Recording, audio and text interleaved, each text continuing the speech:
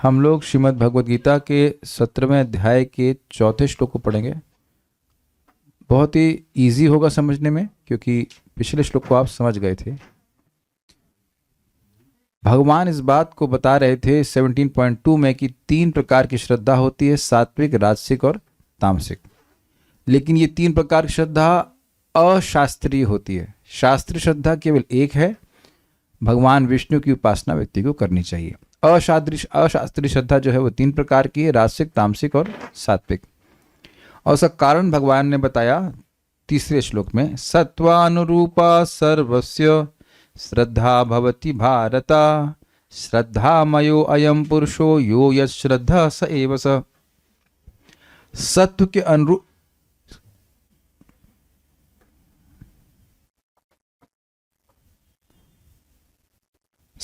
अनुरूप सभी की श्रद्धा होती है। हे भरतवंशी अर्जुन, श्रद्धामयो अयम पुरुषो, यह पुरुष श्रद्धामय है, श्रद्धा से ही बना हुआ है। यो यश श्रद्धा स एव, जिसकी जिसमें श्रद्धा होती है उसकी वह पूजा करता है। ये तो भगवान भारतीयों की तरह बोले, भैया जो जिसको मान ले वो ऐसा ही पूजा कर लो। अपनी अपनी श्रद्धा की बात है, और ये सही बात है। मतलब गीता की दृष्टि से अपनी अपनी श्रद्धा की बात है। तो इस प्रकार से बात भगवान यहाँ पे कह रहे हैं। एक मिनट, ठीक है। तो अब जो ये सिद्धांत बोल रहे हैं वो किस प्रकार से प्रकट देखा जाता है, वह 17.4 में समझा रहे। बहुत इजी है, मेरे पीछे बोलिएगा। यजन्ते सात्विका देवान् यक्ष रक्षांसि राजसाः, यजन्ते सात्विका देवान् यक्ष रक्षांसि राजसाः, प्रेतान् भूतगणांश्चान्ये यजन्ते तामसा जनाः, प्रेतान् भूतगणांश्चान्ये यजन्ते तामसा जनाः, यजन्ते सात्विका देवान् यक्ष रक्षांसि राजसाः, यजन्ते सात्विका देवान् यक्ष रक्षांसि राजसाः, प्रेतान् भूतगणांश्चान्ये यजन्ते तामसा जनाः, प्रेतान् भूतगणांश्चान्ये यजन्ते तामसा जनाः। बोलिए। यजन्ते सात्विका देवान् यक्ष रक्षांसि राजसाः, यजन्ते सात्विका देवान् यक्ष रक्षांसि राजसा, प्रेतान् भूतगणांश्चान्ये यजन्ते तामसा जनाः, प्रेतान् भूतगणांश्चान्ये यजन्ते तामसा जनाः।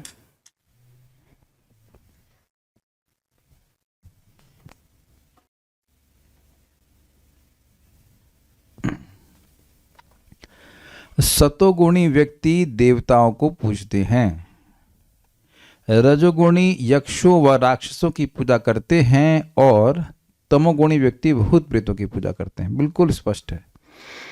सात्विका जनाः, सात्विक गुण वाले लोग, देवान यजन्ति, सत्व प्रकृति वाले देवताओं की पूजा करते हैं। तब मेरा एक प्रश्न है, तो भगवान विष्णु की पूजा कौन करते हैं? वेरी गुड, निर्गुण। और निर्गुण श्रद्धा कहाँ से मिलती है? भक्तों की संगत में, शास्त्र से मिलती है। ये बात रखना होगा। राजसाः यक्ष रक्षांसि, रजोगुण वाले लोग रजोगुणी यक्ष और राक्षसों की पूजा करते हैं। अन्य तामसः, अन्य तमोगुण वाले लोग, प्रेतान् भूतगणांश्च, तमोगुण वाले भूत प्रेतों की यजन्ते अर्थात पूजा करते हैं। बिल्कुल स्पष्ट श्लोक, गीता भूषण टीका। इस श्लोक में उनके विभिन्न कर्मों के अनुसार विभिन्न श्रद्धाओं का वर्णन किया जा रहा है। मतलब किसी व्यक्ति की श्रद्धा राजसिक है या तामसिक है या सात्विक है, ये कैसे पता चलेगा? उसके कर्म से पता चलेगा। कर्म के अनुसार उसकी श्रद्धा हुई, और कर्म से ही उसकी श्रद्धा परिलक्षित होती है। Now this is very interesting, क्योंकि हम जिन लोगों की संगति कर रहे हैं वो किन की पूजा कर रहे हैं? क्योंकि आप सुन चुके हैं, जिनकी संगति करेंगे वैसे हम ही हो जाएंगे। तो ये पहचानना बहुत जरूरी है कि किनकी संगति कर रहे हैं।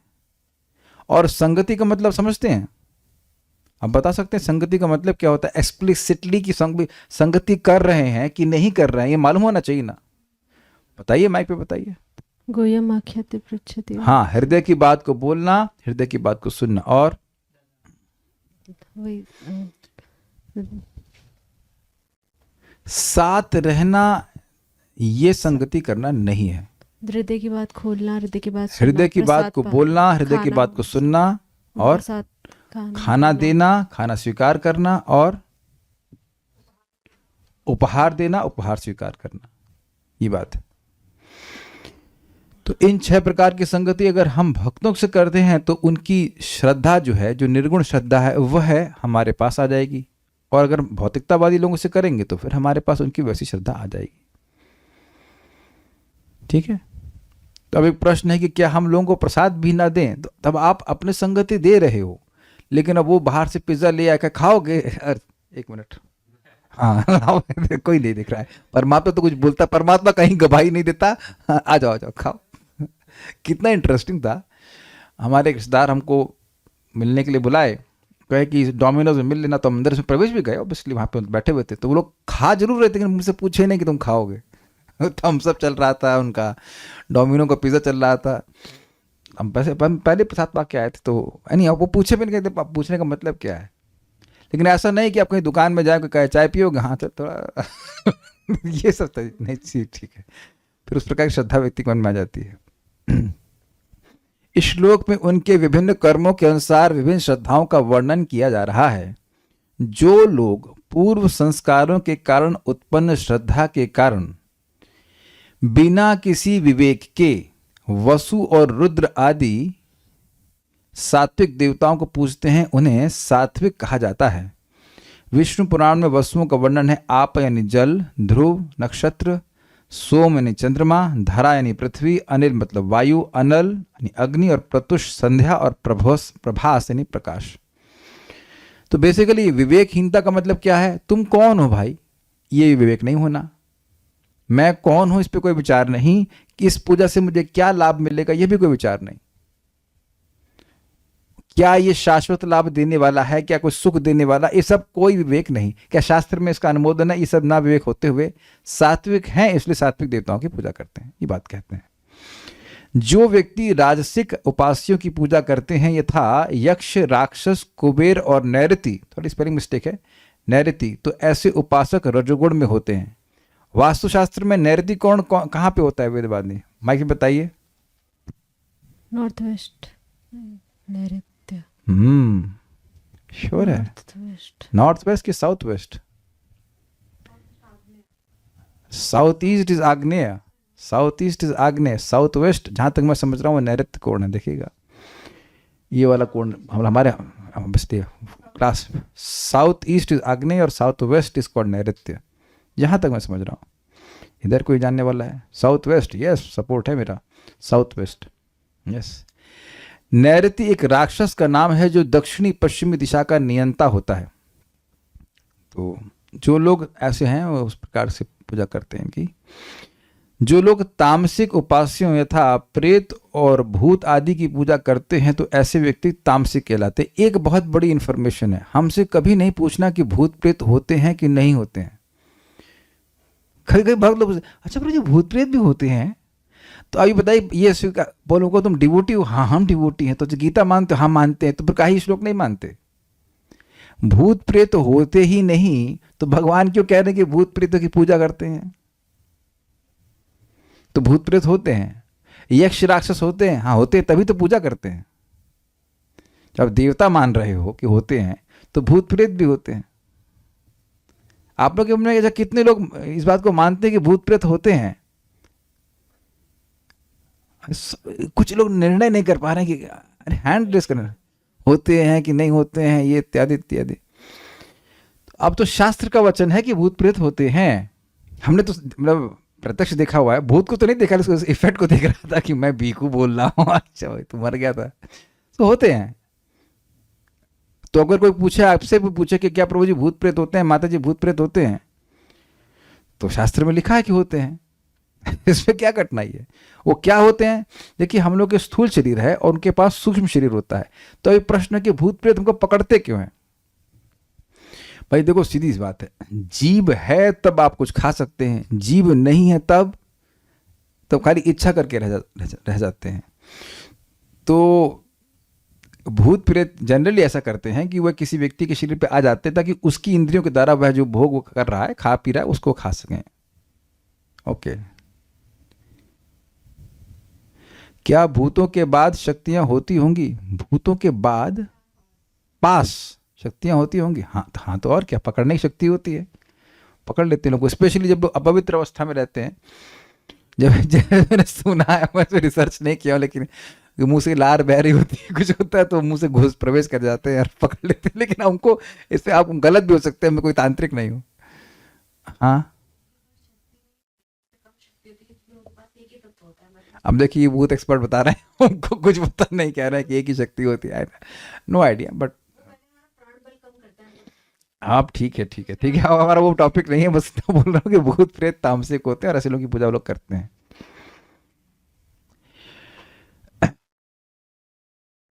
एक आपको मजेदार घटना बता रहा हूँ, नाम लिए बिना। एक भक्त पे कोई व्यक्ति तंत्र मंत्र कर रहा था, मतलब उसको आउटसोर्स किया गया था कि तुम उस पे करो, और भक्त का नाम में भगवान का नाम भगवान का नाम होता, तो बोला सो एंड सो को ये कर दो, तो उसमें भगवान का नाम आ गया, उसका यज्ञ फूट गया, खत्म।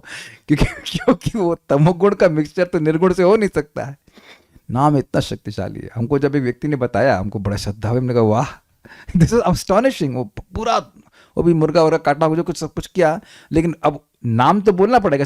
इसे अभिचार कहते हैं कि नाम लेकर के व्यक्ति उस पर भूत या प्रेत छोड़ता है।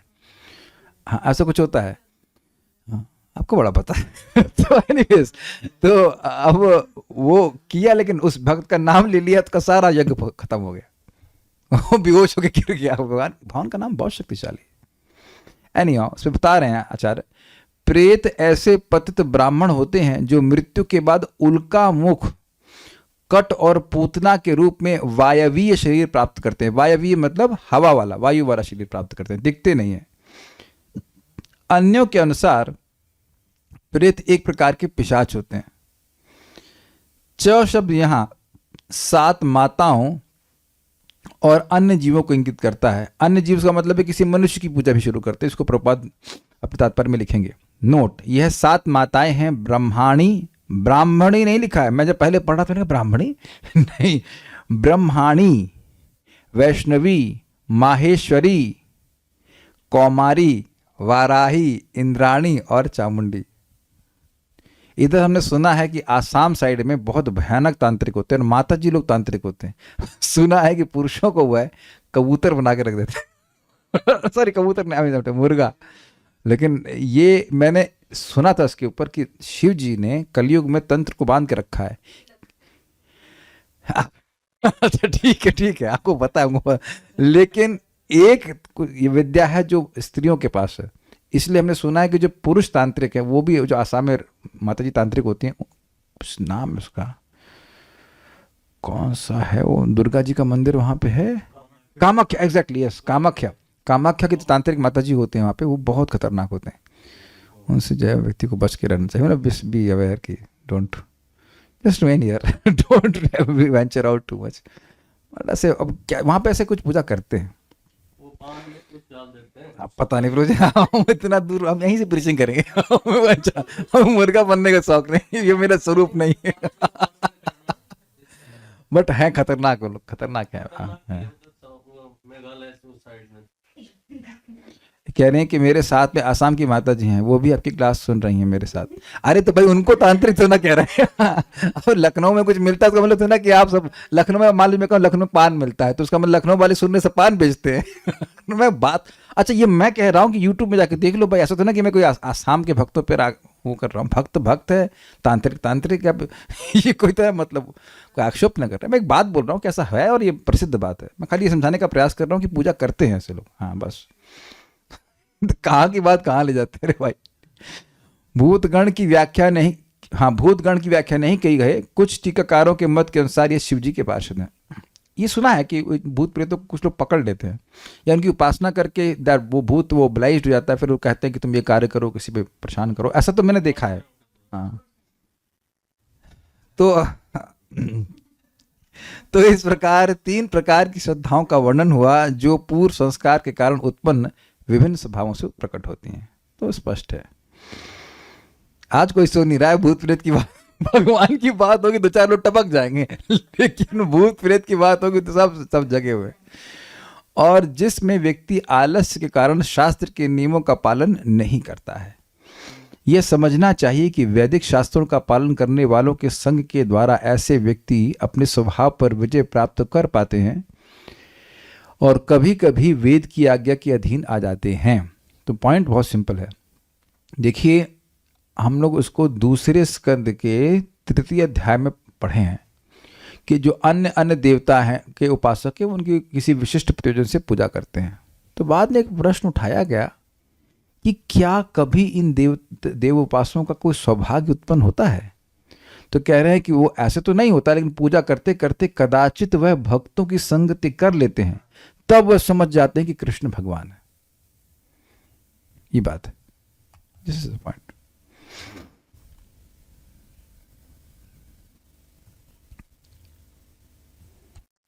ये बात है।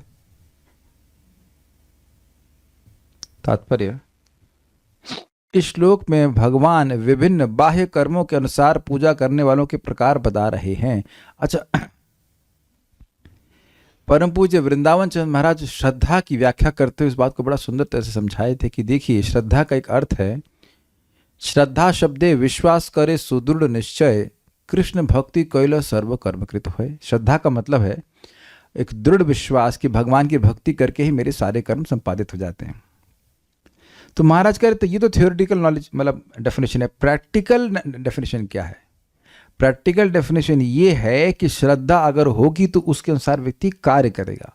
तो यही बात प्रभुपाद समझा रहे हैं कि लोगों की श्रद्धा अलग अलग प्रकार की है क्योंकि उनके बाह्य कर्म अलग प्रकार के हैं, वो जो कि आप देख सकते हो। अच्छा, एक इंटरेस्टिंग बात है, यहाँ तो आप पढ़ रहे हैं, जब आपने गीता नहीं सुनी थी तब भी क्या आप अन्य अन्य लोगों से मिले थे जो अलग अलग लोगों की उपासना करते हैं? वैसे तो मैं यक्ष और राक्षसों की पूजा करने वालों से कभी नहीं मिला हूं, लेकिन विभिन्न देवताओं की उपासना करने वालों से आप मिले ही होंगे। कोई दुर्गा जी की उपासना कर रहा है, कोई शिव जी की कर रहा है, लेकिन तब आप क्या मानते थे? आप यही मानते रहे होंगे कि सबकी श्रद्धा बराबर है। एग्रीड? तो देखिए, भगवद गीता के द्वारा कितना सुंदर ज्ञान प्राप्त हो रहा है। देखने में बहुत सिंपल श्लोक लग रहा है, लेकिन हम अपने अज्ञान को देखें। हम कोई डिस्क्रिमिनेशन नहीं देते थे कि कोई विष्णु उपासक को मिला था किसी को भक्ति में आने से पहले, लेकिन प्रॉपरली भक्ति करने वाला तो नहीं मिला होगा। देव उपासक मिले होंगे, आपको मिला था। हाँ, तो देवताओं की उपासना करने वालों में हम यही मानते थे कि हाँ, ये दुर्गा जी को मान रहा है तो वो ठीक है, शिव जी को मान रहा है तो ठीक है। जनरली देवताओं के उपासकों से मिले होंगे या कभी कदार किसी अघोरी को मिल गए होंगे। एग्जैक्ट, अघोरी से तो बहुत रेयर करने मिलता है। तो अब हम समझ रहे हैं कि नहीं, सभी लोग अलग अलग गुणों से प्रभावित है, इस कारण सबकी अलग अलग श्रद्धा है, इस कारण से उन लोगों के उपास्य भी अलग है। So big jump in knowledge. यद्यपि श्लोक बहुत सिंपल लगता है।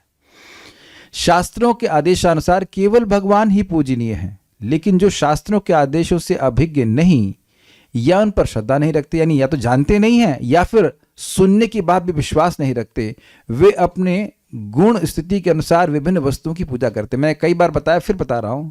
हमारी दादी अब क्या लड़ेंगी तो गई, जहां भी जाना था उनको, बोल रही थी मेरे को कि मैं स्वीकार करती हूं कि कृष्ण भगवान है, लेकिन पूजा मैं दुर्गा जी ही की करूंगी। ठीक नहीं है, वहां दुर्गा जी को वह कृष्ण की शक्ति के रूप में नहीं देख रही है। जिद है, हम कृष्ण की उपासना नहीं करेंगे। तब तो क्या कर सकते हैं? तब ये कर सकते हैं कि हम भक्ति करते रहे, उससे कुछ उनको फायदा मिल जाए, लेकिन बाकी अब जब जिद ही पकड़ के बैठ गया है, कभी किसी लोगों का यहाँ पे अनुभव हुआ ऐसे प्रीचिंग करने का कि लोग जिद पकड़ के बैठ गए हैं कि कृष्ण भगवान है लेकिन हम करेंगे नहीं पूजा? तो बोल रहे हैं यहाँ पे सब ठीक है। तो उनका जो गुण है वह उनको प्रेरित कर रहा है। जो लोग सतुगुणी हैं वे सामान्यतया देवताओं की पूजा करते हैं। इन देवताओं में ब्रह्मा, शिव तथा अन्य देवता तथा इंद्र, चंद्र तथा सूर्य सम्मिलित हैं। देवता कई हैं। सतुगुणी लोग किसी विशेष अभिप्राय से किसी विशेष देवता की पूजा करते हैं। जैसे कि आप इसको 2.3.1 से पढ़ते चले जाइएगा कि कोई व्यक्ति को सुंदर पत्नी चाहिए तो उमा की पूजा करे, उसको इंद्रियों का बल चाहिए तो इंद्र की पूजा करे। यानी कि सतुगुणी व्यक्ति भी अलग अलग इच्छाओं की वजह से अलग अलग स्टोर में जाता है। इसलिए बिग हाँ डिपार्टमेंट स्टोर, यहाँ ये देगा, यहाँ ये देगा, ऐसे करके ये बात है। इसी प्रकार जो रजोगुणी हैं वे यक्ष राक्षसों की पूजा करते हैं। हमें स्मरण है, प्रभुपाद कह रहे हैं कि द्वितीय विश्व युद्ध के समय कोलकाता का एक व्यक्ति हिटलर की पूजा करता था, क्योंकि भला हो उस युद्ध का उसने उसमें काले धंधे से प्रचुर धन संचित कर लिया था। हमें तो आज तक नहीं समझ में आया कि अमिताभ बच्चन और रजनीकांत का मंदिर बनाने से लोगों को क्या लाभ होगा। आपके भगवान तो बुढ़ा हो गए, आप विग पहनते हैं, अच्छा, नो आइडिया। इस पे कोई रिसर्च करके बताओ भाई कि उनको उनसे पूछा जाए कि तुम ऐसा क्यों कर रहे हो, तो तुमको उससे क्या लाभ मिलेगा। So this is their modes of material nature. इसी प्रकार जो रजगुणी तथा तमोगुणी होते हैं वे सामान्यतः किसी प्रबल मनुष्य को ईश्वर के रूप में चुन लेते हैं। जैसे भी हमने वर्णन किया, वे सोचते हैं कि कोई भी व्यक्ति ईश्वर की तरह पूजा जा सकता है और फल एक सा होगा। यहां पर इसका वह स्पष्ट वर्णन, एक मिनट रुकिएगा। रजगुण में व्यक्ति निर्णय नहीं कर पाता है कि सत्य क्या है, और तमोगुण में असत्य को ही सत्य मानता है। थोड़ा अंतर देख रहे हैं। रजोगुण में क्लैरिटी नहीं है, सतोगुण में खूब क्लियर है। क्या क्लियर है? जो चीज धर्म नहीं है उसी को धर्म मानते हैं। और रजोगुण में थोड़ा धर्म में थोड़ा सा डाउट है, थोड़ा सा प्रकाश है, लेकिन प्रकाश तो नहीं है, लेकिन कंफ्यूजन है। तो ऐसे लोग इज एब्सोल्युटली लाइक रिडिकुलस। अद्भुत बात है, मनुष्य को भगवान मानते हैं और भगवान को मनुष्य मानते हैं। कृष्ण तो मनुष्य थे और यहां मनुष्य को भगवान मानने लग जाते। एक गुरु जी थे, वो अपने चेले के विवेक को चेक कर रहे थे। तो विवेक की चेले ने पूछा, गुरु जी क्या भगवान है? तो गुरु जी ने क्या कहा, तुम्हारा क्या रियलाइजेशन है? अरे तेरी, अब जब गुरु जी को अगर रियलाइजेशन पहले से चेले को होता तो आपसे पूछता ही क्यों? कहते हैं तुम्हारा, मुझे तो आप शिष्य, विवेक शिष्य बोलता है, अच्छा विवेक था उनका, मुझे तो आप साक्षात परब्रह्म दिखाई पड़ते, परब्रह्म दिखाई पड़ते। तो वो भी बड़ा अच्छे से उत्तर देते हैं, तुम्हारा रियलाइजेशन गलत हो ही नहीं सकता है। अब आप जब इन चीज़ों को, एक्चुअली मैंने पढ़ा था ये सब उनकी बायोग्राफी में, जब ऐसे पढ़ते हैं तो लगता है हा क्या टीचर है, क्या स्टूडेंट है। लेकिन जब भक्तों की संगत में आकर सुनते हैं, देखते हैं बेवकूफ़ है एक व्यक्ति का। अपने स्वरूप को या तुम अपने स्टूडेंट से सत्यापित करवा रहे हो। यहां पर इसका स्पष्ट वर्णन है कि रजोगुणी लोग ऐसे देवताओं की सृष्टि करके उन्हें पूजते हैं, और जो तमोगुणी अंधकार में है वे प्रेतों की पूजा करते हैं। कभी कभी लोग किसी मृत प्राणी की कब्र पर पूजा करते हैं। देखिए प्रभुपाद ने क्या प्रहार किया, समझ गए कि किसकी बात करना है।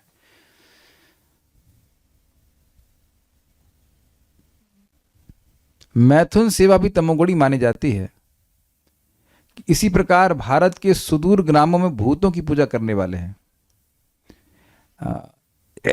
एक हमको बता रहे थे भक्त, अब तो सब दीक्षित हैं पूरा परिवार, कि पहले वो घर में किसी देवता की पूजा करते थे। अब वो जब भगवान की पूजा करने लगे तो देवता आके हो करेगा, हम तो कुछ नहीं दे रहे हो इत्यादि जो भी करते। तो वो माने नहीं, कहते वो जो कुछ करना करो, हम मानेंगे नहीं। भगवान की भक्ति करते रहे, सब देवता शांत हो गए। देवता था या भूत था, जो भी रहो। हमने देखा है कि भारत में निम्न जाति के लोग कभी कभी जंगल में जाते हैं, और यदि उन्हें इसका पता चलता है कि कोई भूत किसी वृक्ष पर रहता है तो वे उस वृक्ष की पूजा करते हैं और बलि चढ़ाते हैं। एक इंटरेस्टिंग बात है, प्रभुपाद अन्यत्र कहते हैं कि मनुष्य के समान बिहेवियर को देखेंगे, व्यवहार को देखेंगे, तो वो किसी न किसी भगवान पर विश्वास जरूर करना चाहता है। Do you agree with this? हाँ, एक आदिवासी जंगल में रहने वाला भी, उसका कंसेप्शन है कभी या तो बाघ की पूजा करते हैं या किसी एक उच्चतर शक्ति को स्वीकार करने की प्रवृत्ति है। आज मैं थोड़ा रिसर्च कर रहा था, मेरा थोड़ा इसमें रिसर्चिंग माइंड है कि अफगानिस्तान को रशिया क्यों हरा नहीं पाया।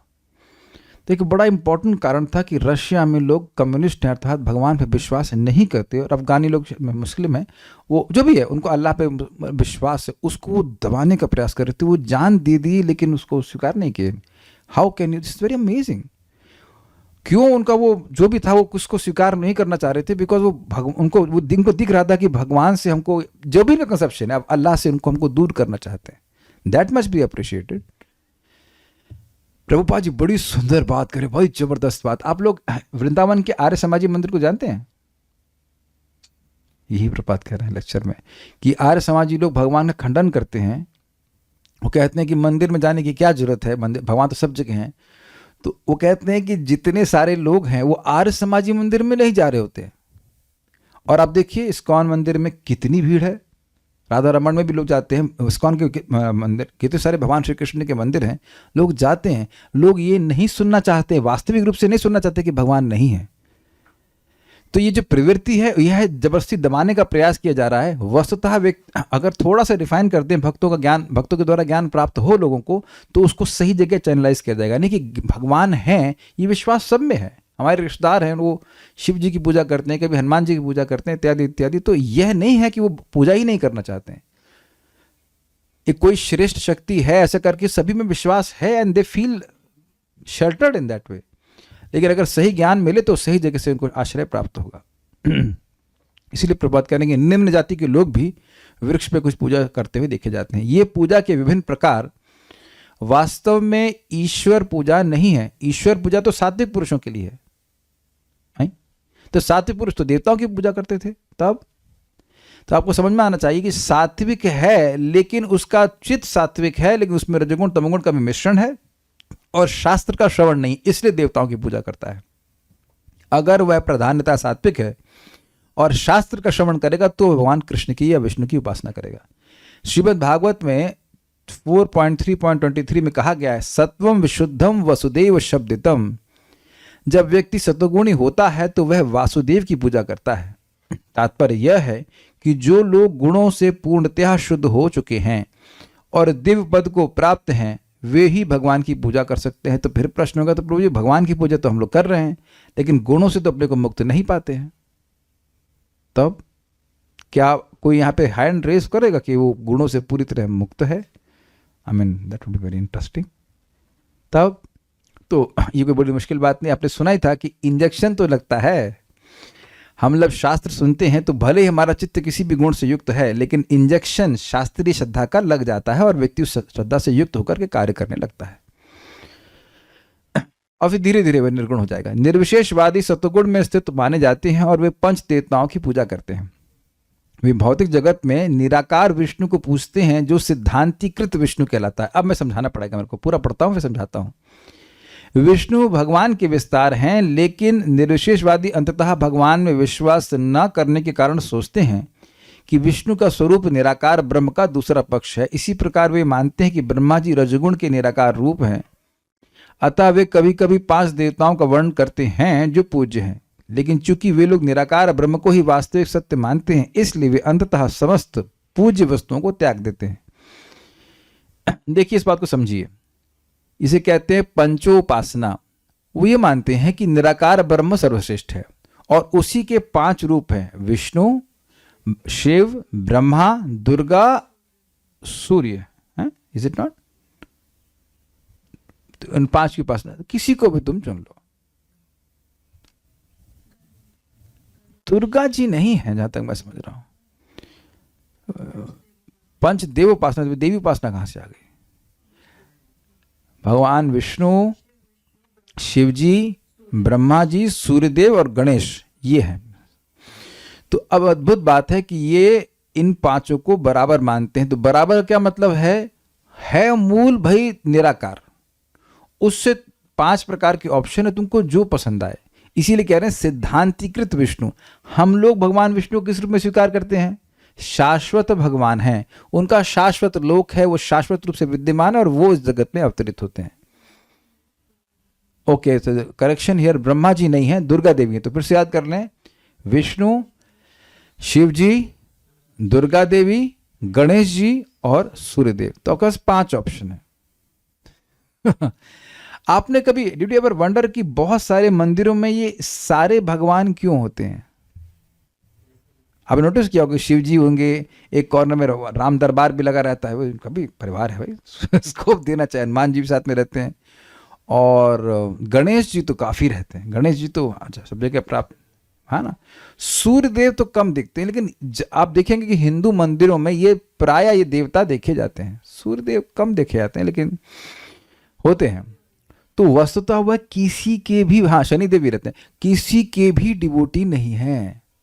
उनका फंडा देखिए, फंडा ये है भाई, देखो निराकार को ध्यान करना मुश्किल है, तो अभी तुम अपने लाइक टाइम पास के लिए, थोड़ा सा समय बिताने के लिए किसी एक विग्रह को, जो तुम्हारा मन करे उसको तुम चुन लो। दुर्गा जी एकदम बड़े प्रेम से बोलेंगे लोग, सब वो समग्र हैं, सबको ऊपर से देख रहे हैं, ऐसे करके सबको बराबर मानते हैं। तो वो कहते हैं ये वैष्णव तो क्या है, संकीर्ण धारणा वाले हैं। हम तो सबको मानते हैं, सबको सम्मान करते हैं, लेकिन क्या वो किसी को भी सम्मान करते हैं? नहीं। तो एक व्यक्ति मुझे, हम जीएलए कॉलेज में प्रीचिंग करने गए, तो वो मुझे बोल रहा था कि वो शैवाइट है, शिव जी को मानता है। तो मैंने कहा ऐसा करते हैं चलिए, कहता शिव जी भगवान है। और मैंने कहा भाई भगवान कृष्ण भगवान शास्त्र कहता है। मैंने कहा ऐसा करते हैं, चेंज करते हैं पोजीशन, आप कृष्ण को भगवान मानो, मैं शिव जी को मानता हूं, अब मुझे डिफीट करो। तो कहते नहीं सब बराबर है। तो मैंने कहा अभी तो आप पहले शिव जी को मान रहे थे, फिर आप बराबर कर दिए सबको। तो मैंने कहा वस्तुतः आप ये मानते हो कि निर्विशेष ब्रह्म है और उसी से सब आए, इसीलिए आप सबको बराबर मानते हो। कहते हाँ। हमने कहा आप इसका मतलब किसी को भी नहीं मानते, ना आप शिव जी को मानते हो, ना भगवान कृष्ण को मानते हो। ये बात बहुत संगीन है, गंभीर है। ऐसा लग रहा होता है कि वे शिव जी की पूजा कर रहे हैं, लेकिन वो किसी की पूजा नहीं कर रहे हैं। वो बात उनके मन में क्या है, अरे हम ही भगवान हैं। वो रियलाइज नहीं कर पा रहे हैं, इसलिए भी थोड़ी पूजा कर रहे हैं, बाद में तो हमें मालूम चलेगा हम ही भगवान हैं। एक बड़ी सुंदर आर्गुमेंट है ये, भक्तिविनोद ठाकुर जी के द्वारा रचित ग्रंथ है, इसका नाम है, नाम ही ग्रंथ का भूल रहा हूं मैं, बहुत सुंदर उपन्यास के रूप में लिखे हैं उस ग्रंथ को। तो उसका नाम एकदम याद नहीं आ रहा नाम। एनीवेज, तो उस ग्रंथ में एक व्यक्ति आता है, वैष्णव दास नाम के एक भक्त हैं, परमहंस भक्त हैं, उनके पास आता है आर्ग्यूमेंट करने के लिए। तो उनसे पूछते हैं कि आप क्या हो? कह रहे कि हम लोग शक्ति की उपासना करते हैं, दुर्गा जी के भक्त हैं। कहते हैं फिर आप कौन है? कहते हैं हम परब्रह्म हैं, मतलब हम भगवान बन जाएंगे। तो कह रहे अभी आप उनको माँ मानते हो, और जब आप अपने को स्वरूप में हो जाएंगे तब तो वो आपकी पत्नी बन जाएंगी, तो अब शिव जी बन जाएंगे ना। हाँ, जैव धर्म, एग्जैक्टली जैव धर्म है। वो चुप, अभी आप कितनी अजीब सी बात है, अभी अब आपकी माँ हैं, और जब आप भगवान बन जाएंगे, शिव जी को भगवान मान रहे हो, तो जब भगवान बन जाएंगे तो आपकी अपनी पत्नी हो जाएंगी, तो पत्नी है कि वो माँ है? तो आदमी चुप।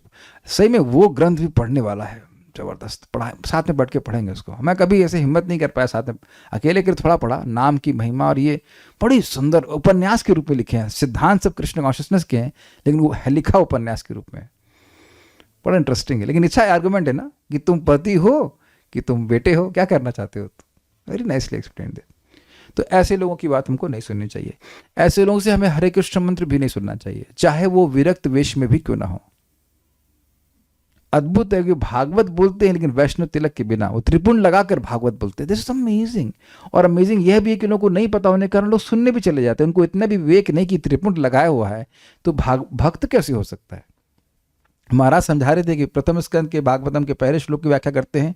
देखो लिखा क्या है यहाँ पे, क्या लिखा है? सत्यम परम धीये। तुम जिसको सत्य मानते हो उस पर ध्यान करो। तुम सूर्य को मानते हो, गणेश को मानते हो, ऐसे करके व्याख्या करते हैं, ये गलत है। ठीक है, निष्कर्ष यह निकलता है कि प्रकृति के विभिन्न गुणों को दिव्य प्रकृति वाले व्यक्तियों की संगति से शुद्ध किया जा सकता है, और संगति का स्पेशल अर्थ है श्रवण कीर्तन। So will stop here. कोई प्रश्न किसी भक्त का तो मैं देख लेता हूं। मृत प्राणी की कब्र पर पूजा कौन लोग करते हैं? क्या मुसलमानों को संकेत कर रहे हैं या इजिप्ट के लोगों को? देखिए, मुसलमानों को तो हम केवल नहीं कहें, क्योंकि मुसलमानों में तो होता ही है। हिंदू लोग भी तो मजार पर जाकर पूजा करते हैं, नहीं करते हैं? और कहते हैं वो मन्नत पूरी हो जाएगी, मन्नत पूरी हो जाएगी। तो ये केवल मुसलमानों के लिए तो नहीं कह सकते हैं, कंसेप्ट है, अब लोग कर लेते हैं। कहीं कहीं व्यक्ति बोला हमारे गुरुजी की पूजा कर रहे थे, उनकी फोटो से भभूत निकली लगी। तो ये कैसी पूजा है भाई, भभूत वाली पूजा? भभूत तो बड़ी आसानी से निकलती है, आप वो राख कंडा जला दीजिए, भभूत निकल गई, तो कंडा भगवान हो गया। सूर्यदेव नवग्रह में रहते हैं ना प्रभु जी, तो आपको दिक्कत है कुछ? अच्छा, हर मंदिर में है ना, ठीक है, रहते हैं। हमारे इधर जगन्नाथ मंदिर है पर बिल्कुल उसके सामने शनि जी की मूर्ति रखी है, वो मुझे कुछ समझ नहीं आता। मुझे भी समझ में नहीं आता, छोड़ दीजिए इस पर। और कुछ है, सतगुणी उपासकों के लिए देवता भी शिव जी का नाम लिख रहे हैं, क्या भगवान शिव की पूजा करना भी सतगुण में है? आप समझने का प्रयास करें, शास्त्र की आज्ञा को छोड़ दे और शिव जी की पूजा कर रहा है तो सतगुण में माना जाएगा, सिंपल सी बात है। भगवान रुद्र तो तमोगुण के अधिष्ठाता हैं, राक्षस क्यों क्या होते हैं? देखिए समझने का प्रयास कीजिए, शिव जी क्या है? क्या शिव जी तमोगुण में हैं? तमोगुण को कंट्रोल कर रहे हैं, लेकिन तमोगुण के वह तमोगुण में नहीं है। You have to understand that. तो ऐसा अगर तमोगुण में होते तो उनको पता होता गीता की महिमा, रामायण में भी उनका नाम आया है, तो ये तो भगवान विष्णु के एक्सपेंशन है ना, इसलिए। और कोई प्रश्न मेरे ख्याल से नहीं है। आयुर्वेद में इसकी उपमा दी जाती है प्रभु जी, जिस प्रकार मिरर में छाया प्रवेश करती है उसी प्रकार भूत आदि प्रवेश करते हैं, उन्हें ऐसा मापा नहीं जा सकता। ठीक है, okay, nothing more to speak on this. कुछ प्रश्न कर रहे थे? हाँ बोलिए बोलिए। हरे कृष्णा। प्रभु जी भूत प्रेतों पर प्रश्न नहीं है। एक जगह रामायण में लिखा है, भरत जी माता कौशल्या से कहते हैं, अब पूरा याद तो नहीं पड़ा लेकिन थोड़ा थोड़ा याद पड़ा, कि जो भूत प्रेत झाड़ते हैं वो जो ब्रह्म हत्या या गो हत्या से भी भयंकर पातक उसको माना जाता है। झाड़ते हैं मतलब हटाते हैं कि करते हैं? झाड़ फूक का कार्य करते हैं। नहीं देखिए, एक तो है कि मान लीजिए किसी पे भूत प्रेत आ गया तो उससे बचा रहे हैं, और एक है कि भूत प्रेत फेंक रहे हैं तो बचा रहे हैं, वो कैसे ब्रह्म हत्या हो गया? ऐसा लिखा है कि वो बोलते हैं माता जी से, कौशल्या से, कि उनको गिल्ट हो गया कि हमारे वजह से ही भगवान बन गए। रो रो करके बोल रहे हैं, कह रहे हैं कि सबसे बड़ा पातक का कार्य जो भूत प्रेत झाड़ता है। आप समझने का प्रयास कीजिए, दो फंक्शन है इसमें, एक कि मैं किसी पे तंत्र कर रहा हूं और दूसरा है कि मैं तंत्र हटा रहा हूं। तो तंत्र हटा देना ये तो अच्छी बात है ना। हाँ ना, तो ठीक से नहीं बोल रहे हैं, क्योंकि अगर आप किसी पे तंत्र मंत्र कर रहे हो वो तो समझ में आता है बात, आप उसका नुकसान कर रहे हैं, लेकिन कोई हटा रहा है तो बचा। क्योंकि प्रभुपाद उसको बोलते हैं ये आदि भौतिक कष्ट है। कोई जीव के द्वारा जब हमें कष्ट मिलता है तो आदि भौतिक कष्ट होता है। तो भूत प्रेत भी अगर किसी को परेशान कर रहा है तो वो आदि भौतिक कष्ट में आता है, तो कोई हटा रहा है तो अच्छी बात है।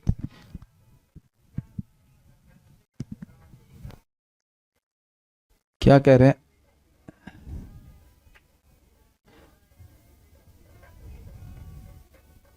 क्या कि आप रियली जानना चाहते हैं कि मनुष्यों को भगवान के रूप में क्यों मानते हैं? हाँ, व्हाई नॉट, फिर टाइम निकाल के देखेंगे। I don't know what you want to say। जैसे इस्कॉन में सीधा प्रणाम नहीं करते, पता नहीं, हम आपको प्रश्नों को प्रासंगिकता नहीं लग रहे हैं। Stop now. श्रीमद् भगवद गीता की जय, श्रील प्रभुपाद की जय, निताय गौर प्रेमानंदे।